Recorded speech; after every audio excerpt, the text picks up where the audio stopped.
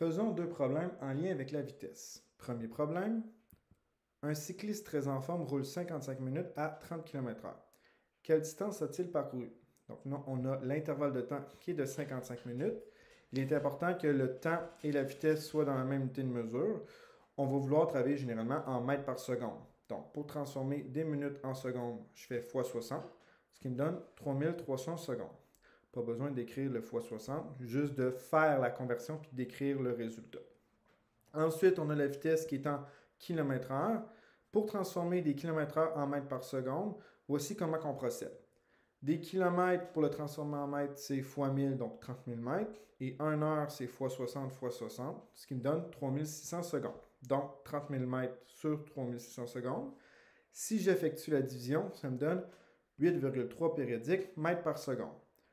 Concrètement, ce qu'on a fait, c'est qu'on a fait x 1000 divisé par 3600 secondes. Ce qu'on peut simplifier, donc si je veux passer directement de km/h en mètres par seconde sans faire l'étape 2 ici, bien, je vais tout simplement diviser par 3,6. Et ce que je vais vous encourager à faire à partir de maintenant.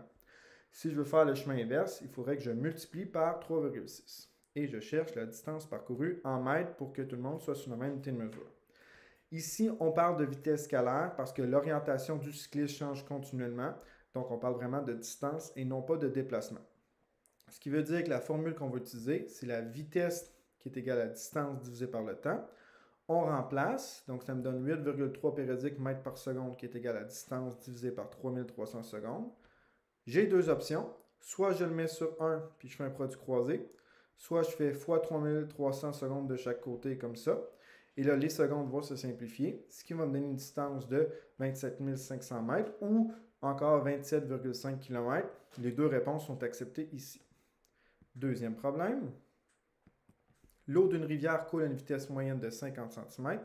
Combien de temps faut-il à une molécule d'eau pour parcourir 100 km?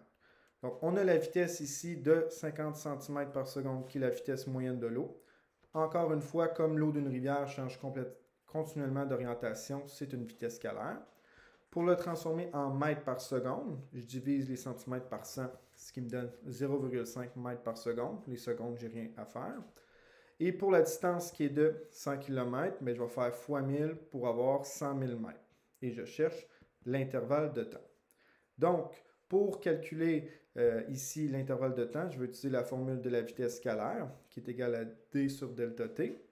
Je remplace, ce qui me donne 0,5 mètres par seconde, qui est égal à 100 000 mètres sur delta t. Donc là, je peux encore une fois faire le produit croisé ou encore j'isole le delta t.